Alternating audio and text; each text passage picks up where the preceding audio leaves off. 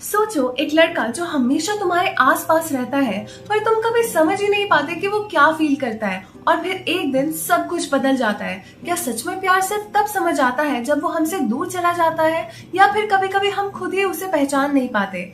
आज की कहानी आपको एक ऐसे सफर पर ले जाएगी जहाँ इमोशंस भी है, कंफ्यूजन भी है और कनेक्शन भी। तो वीडियो को एंड तक जरूर देखना। साल 2007 में यूजीन के पापा काफी टाइम से हॉस्पिटल में एडमिट होते हैं किसी बीमारी की वजह से। इस वजह से यूजीन और उसकी माँ दिन रात मेहनत करते हैं पैसे जोड़ने के लिए ताकि इलाज चल सके। इसी बीच यूजीन का एडमिशन हाई स्कूल में हो जाता है। एक दिन जब वो रास्ते से जा रही होती है, अचानक किसी ने उसके मुंह पर पानी फेंका, और यही है हमारा हीरो यांग। वो एक अमीर फैमिली से आता है और पढ़ाई में भी काफी तेज है। स्कूल में डेली रूटीन चलता है। यांग यूजुअली यूजीन के पीछे बैठता है और दोनों के बीच एक अजीब सी खामोशी बनी रहती है। कुछ दिन बाद एक सीन दिखाया जाता है जहां एग्जाम के पेपर सबको दिए जा रहे होते हैं। पहले के एक टेस्ट में यांग को लगता है कि लोग उसका मजाक उड़ा रहे थे, शायद इसीलिए वो थोड़ा अजीब बिहेव करता है। एक दिन यांग चुपके से यूजीन के पास आता है और कहता है, अगर तुम चाहो तो मेरे नोट्स ले सकती हो, तुम्हें समझने में आसानी होगी। पर यूजीन तुरंत उसे मना कर देती है और कहती है, मुझे तुम्हारी हेल्प की जरूरत नहीं है, अपने काम से मतलब रखो।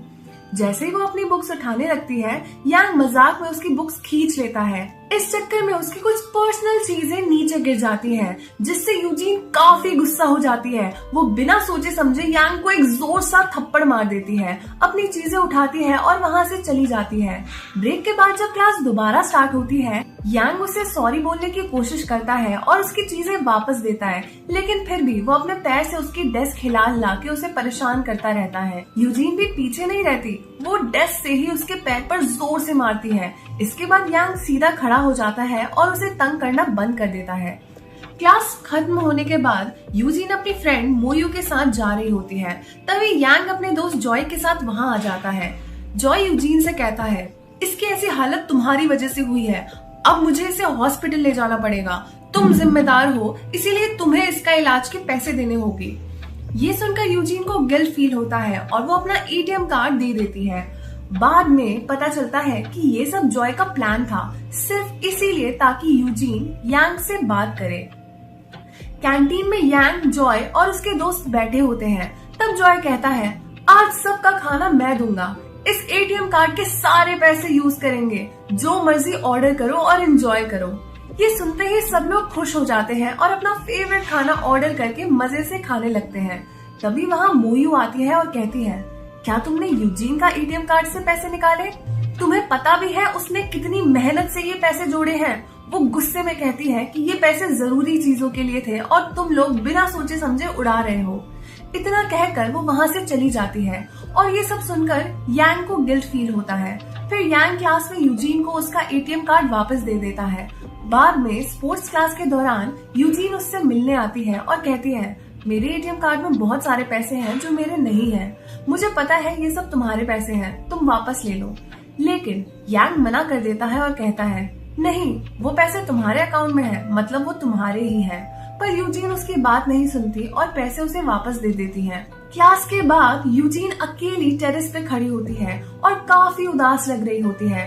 तब यांग उसके पास आता है और पूछता है, तुम इतनी उदास क्यों लग रही हो? जो भी प्रॉब्लम है मैं हेल्प करूंगा। तब यूजीन अपनी बात शेयर करते हुए कहती है, जब भी मैं अपनी फैमिली के बारे में सोचती हूँ मुझे बहुत बुरा लगता है। मैं पढ़ाई पर ध्यान नहीं दे पाती, एग्जाम्स में भी फोकस नहीं होता और मेरे मार्क्स भी बहुत कम आ रहे हैं। मैं हमेशा इसी टेंशन में रहती हूँ। ये सुनकर यांग कहता है, बस इतनी सी बात, टेंशन मत लो, मैं तुम्हें सब पढ़ाऊंगा और तुम चाहो तो रोज क्लास के बाद यही मिल सकते हो। मैं तुम्हें आसान तरीके से पढ़ाऊंगा ताकि तुम अच्छे मार्क्स ले सको। शुरू में यूजीन मना करना चाहती थी, लेकिन फिर उसे अपनी माँ की बात याद आती है कि अगर उसे अच्छी यूनिवर्सिटी में जाना है तो उसे अच्छे मार्क्स लाने होंगे। इसीलिए वो मान जाती है और रोज क्लास के बाद टेरेस पर यांग से पढ़ने लगती है। उसकी हेल्प की वजह से अगले एग्जाम में यूजीन बहुत अच्छे मार्क्स लाती है। रिजल्ट देखकर वो बहुत खुश हो जाती है और यांग भी उतना ही खुश होता है। उसके आंसर्स की तरफ पॉइंट करके प्राउडली दिखाता है। इस बीच यूजीन की फ्रेंड मोयू को जॉय पसंद आने लगता है, इसीलिए वो अक्सर स्पोर्ट्स ग्राउंड पर उसे देखने जाती रहती है। अगले दिन सुबह यांग मोयू से पूछता है, यूजीन आज क्लास में क्यों नहीं आई? मोयू कहती है कि उसे भी कुछ नहीं पता, यूजीन ने बस इतना कहा था कि वो घर गई है और बाद में वापस आएगी। ये सुनकर यांग काफी परेशान हो जाता है और सोचता है कि वो बिना बताए क्यों चली गई। अगले दिन भी यूजीन क्लास में नहीं आती। जब फाइनली यांग उससे मिलता है तो वो पूछता है, क्या मेरी वजह से तुम्हें कोई प्रॉब्लम हुई है? यूजीन कहती है, नहीं ऐसा कुछ नहीं है, बस कुछ टाइम के लिए मुझे अकेला छोड़ दो और मुझसे मिलने मत आना। इतना कहकर वो जाने लगती है, लेकिन तब यांग उसका हाथ पकड़ लेता है और उसे समझ आ जाता है कि क्या हुआ है। यूजीन के पापा अब नहीं रहे। ये समझते ही वो उसका हाथ छोड़ देता है। यूजीन फिर से कहती है, मुझसे मिलने मत आना, और वहाँ से चली जाती है। यांग उसके पीछे जाने की कोशिश करता है, लेकिन यूजीन अपने दर्द में इतनी टूट चुकी होती है कि वो बस रोती रहती है। उसकी बात मानकर यांग डिसाइड करता है कि अब वो उससे नहीं मिलेगा। धीरे धीरे वक्त बीत जाता है और देखते ही देखते स्कूल का फेयरवेल पार्टी आ जाता है। स्कूल लाइफ खत्म होने वाली होती है और सब स्टूडेंट्स एक छोटी सी पार्टी के लिए इकट्ठा होते हैं। यांग भी वहाँ आता है और जैसे ही वो यूजीन को देखता है, उसे रियलाइज होता है कि उसने इतने टाइम तक उससे बात ना करके बहुत बड़ी गलती की है। वो सोचता है कि आज उसे किसी भी तरह उससे बात करनी है और माफी मांगनी है। पार्टी में यूजीन अकेली बैठी होती है और वो भी यही सोच रही होती है कि आज यांग जरूर उससे बात करने आएगा। थोड़ी देर बाद यांग उसके पास आता है और कहता है, क्या तुम मेरे साथ डांस करोगी? यूजीन हाँ बोल देती है और दोनों साथ में डांस करने लगते हैं। उसी पार्टी में जॉय और मोयू भी साथ में डांस कर रहे होते हैं। अचानक लाइट्स बंद हो जाती हैं। अंधेरे का फायदा उठाकर जॉय मोयू को किस कर लेता है। वही जब यांग यूजीन को किस करने के लिए पास आता है तो यूजीन पीछे हट जाती है और डांस फ्लोर छोड़कर बाहर चली जाती है। यांग भी उसके पीछे बाहर आता है और दोनों बात करने लगते हैं। यांग कहता है, मेरे साथ बीजिंग चलो, हम वहाँ साथ रहेंगे और शादी करेंगे। मुझे तुम बहुत पसंद हो, मैं तुमसे बहुत प्यार करता हूँ। ये सुनकर यूजीन कंफ्यूज हो जाती है। यांग एक अमीर फैमिली से है और वो सोचती है कि अगर वो इतनी जल्दी हाँ बोल देगी तो वो उसके बारे में क्या सोचेगा। इसीलिए वो कुछ नहीं कहती, बस उसे किस करती है और वहाँ से चली जाती है। यांग इसे उसकी हाँ समझ लेता है, लेकिन यूजीन के दिल में होता है कि शायद वो उससे दोबारा कभी ना मिले। फिर कहानी सीधा 2009 में आती है। अब यूजीन एक सिटी लाइब्रेरी में काम कर रही होती है। वहाँ एक सीनियर जॉन उसके करीब आने लगता है। वो यूजीन को पसंद करता है और दोनों साथ काम करते हुए धीरे धीरे एक अच्छा बॉन्ड बना लेते हैं। एक दिन जब यूजीन लाइब्रेरी का काम खत्म करके निकल रही होती है, उसे लगता है जैसे कोई उसे बुला रहा है। वो मुड़कर देखती है और सामने यांग खड़ा होता है। वो उसके पास आता है और कहता है, आखिरी बार हम फेयरवेल में मिले थे, लगता है तुम मुझे भूल गई हो। यूजीन पूछती है, तुम यहाँ क्या कर रहे हो? यांग कहता है, ऐसा मत सोचो कि मैं सिर्फ तुमसे मिलने आया हूँ, मैं पास के मंदिर जा रहा हूँ। तभी जॉन वहाँ आ जाता है और यूजीन उसका इंट्रोडक्शन करवाती है। जॉन कहता है, मैं यूजीन का बॉयफ्रेंड हूँ। ये सुनते ही यांग गुस्सा हो जाता है और कहता है, मैं भी यूजीन का बॉयफ्रेंड हूँ और मैं इसे तुमसे पहले से जानता हूँ। फिर वो कहता है, मैं अपनी बहन के साथ पास के मंदिर जा रहा हूँ, तुम लोग भी चलो। यूजीन और जॉन थोड़ा हेजिटेट करते हैं, लेकिन यांग कहता है कि उसके पास कार है, सब आसानी से साथ चल सकते हैं। आखिर में सब लोग मंदिर के लिए निकल पड़ते हैं। मंदिर पहुंचने के बाद यांग की बहन यूई जॉन को बातों में उलझा देती है ताकि यांग को यूजीन से अकेले बात करने का मौका मिल सके। तब यांग उससे कहता है, तुम फेयरवेल के बाद मुझसे मिलने भी नहीं आई, तुमने मुझे ऐसे क्यों छोड़ दिया?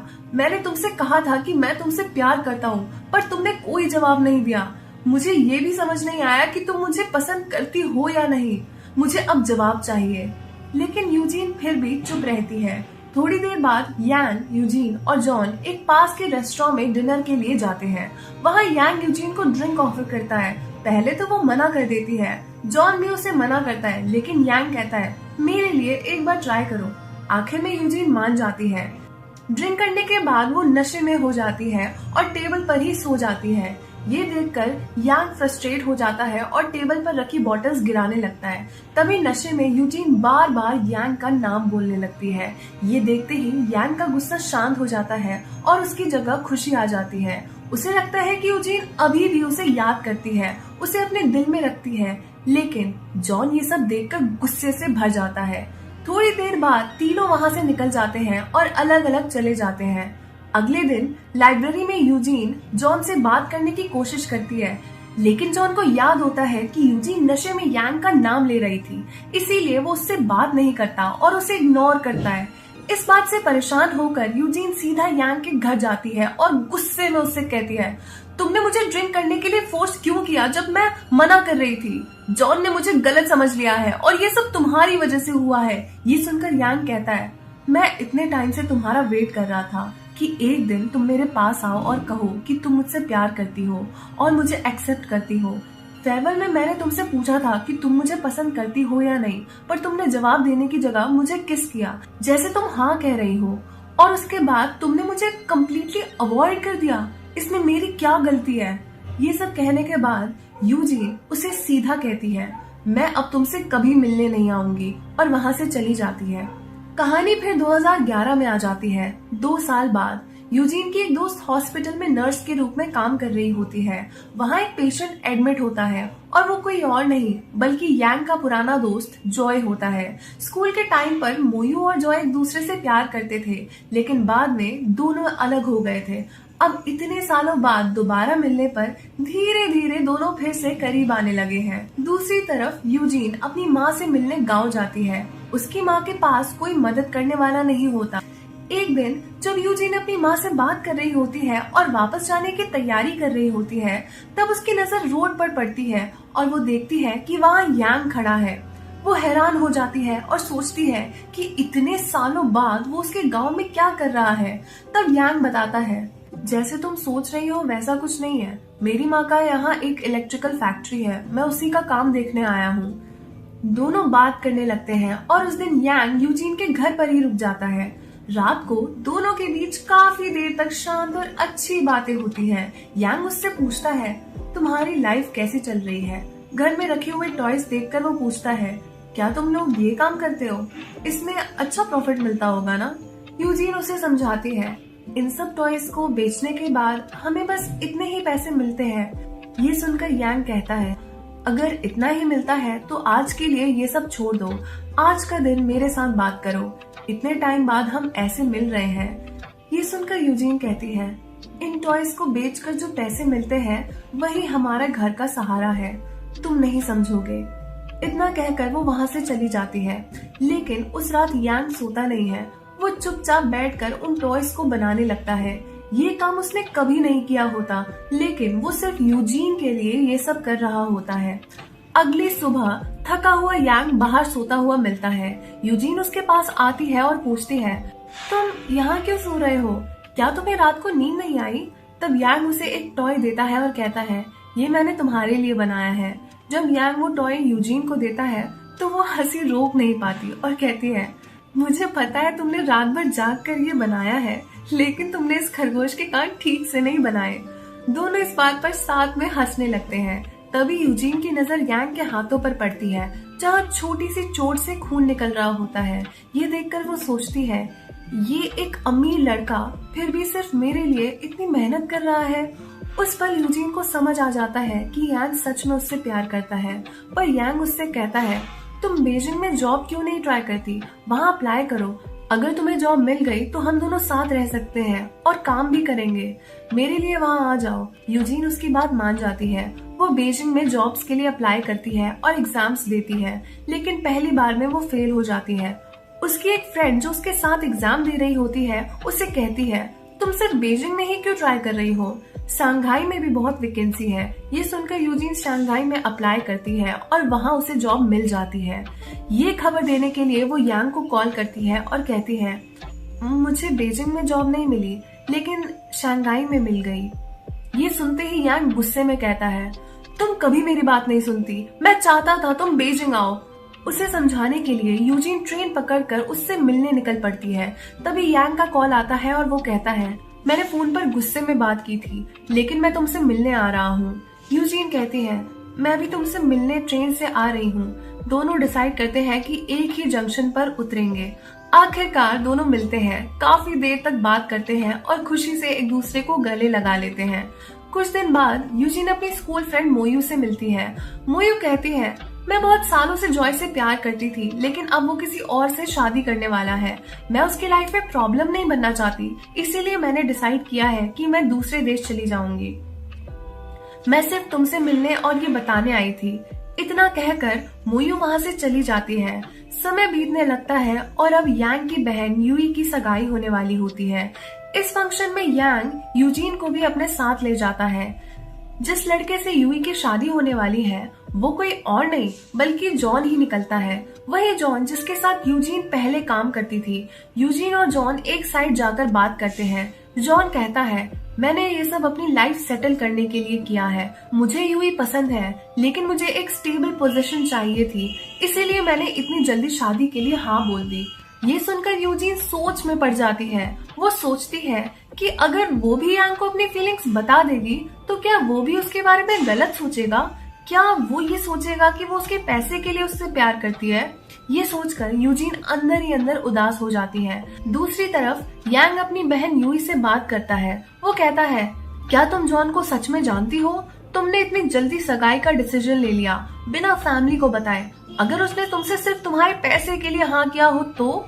इस पर यूई कहती है, जॉन ऐसा नहीं है, लेकिन तुम बताओ, क्या तुम पूरे यकीन से कह सकते हो कि जिस यूजीन से तुम प्यार करते हो वो सिर्फ तुमसे प्यार करती है, तुम्हारे पैसे से नहीं? यांग तुरंत कहता है, यूजीन ऐसी लड़की नहीं है, वो मुझसे प्यार करती है, मेरे पैसे से नहीं। सगाई के बाद यांग और यूजीन अकेले चल रहे होते हैं। तब यूजीन कहती है, मुझे नहीं पता तुमसे प्यार करना सही है या गलत, लेकिन मुझसे प्रॉमिस करो कि तुम कभी मुझे छोड़ कर नहीं जाओगे, हमेशा मेरे साथ रहोगे। यांग उसे तसल्ली देता है, तुम्हें कभी टेंशन लेने की जरूरत नहीं है, मैं हमेशा तुम्हारे साथ रहूंगा। उसके बाद दोनों काफी टाइम साथ बिताने लगते हैं। फिर कहानी 2013 में आती है। यूजीन अपने काम पर होती है, तभी उसके चाचा वहाँ आते हैं और कहते हैं, तुम्हारी माँ को कैंसर हो गया है, लेकिन टेंशन मत लो, एक ऑपरेशन से वो ठीक हो सकती है। बस प्रॉब्लम ये है कि इसमें बहुत पैसा लगेगा। ये सुनकर यूजीन परेशान हो जाती है। पूरे दिन के बाद जब वो घर आती है, यांग टीवी देख रहा होता है और गेम खेल रहा होता है। वो पूछता है, तुम्हारा दिन कैसा था? तुम उदास लग रही हो। यूजीन चुप रहती है। तब यांग उसके पास आता है और कहता है, मुझसे सच क्यों छुपा रही हो? मुझे सब पता है। तुम्हें अपनी माँ के ऑपरेशन के लिए पैसे चाहिए, लेकिन तुम इतनी जिद्दी हो कि मुझसे मांग नहीं रही। मैंने ऑलरेडी पैसे अरेंज कर दिए हैं, ये लो। लेकिन यूजीन तुरंत मना कर देती है और कहती है, नहीं, मुझे तुम्हारे पैसे नहीं चाहिए, मैंने ऑलरेडी पैसे का अरेंजमेंट कर लिया है। यांग तुरंत पूछता है, इतने सारे पैसे तुम्हें मिले कहाँ से? यूजीन कहती है, मेरे पुराने दोस्त जॉन ने हेल्प की। ये सुनते ही यांग का चेहरा बदल जाता है, क्योंकि जॉन वही आदमी था जो अब उसकी बहन यूई का पति है। यांग गुस्से में कहता है, तुमने ऐसा क्यों किया? किसी और से पैसे लेने की क्या जरूरत थी? मैं खुद उससे पैसे वापस कर दूंगा। वो सीधा जॉन के पास जाता है और कहता है, आज के बाद यूजीन से कभी मिलना मत। उसे कोई भी प्रॉब्लम होगी तो मैं देख लूंगा, तुम बस अपने काम से मतलब रखो। इतना कहकर वो वहाँ से चला जाता है।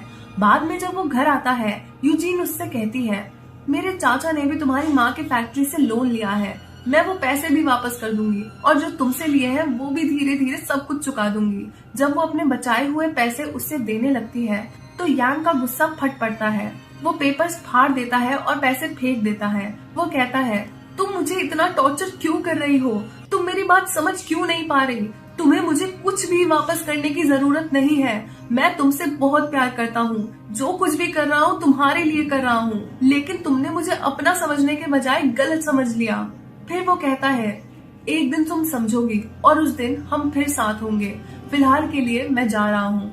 इतना कहकर वो वहाँ से चला जाता है। अपने पापा की मदद से यांग को बीजिंग के एक बड़े ऑफिस में अच्छी जॉब मिल जाती है। जब वो फ्लाइट में होता है, बार बार अपना फोन चेक करता रहता है, ये सोचकर कि शायद यूजीन का मैसेज आए, वापस आ जाओ, मैं तुम्हारे बिना नहीं रह सकती। लेकिन कोई मैसेज नहीं आता।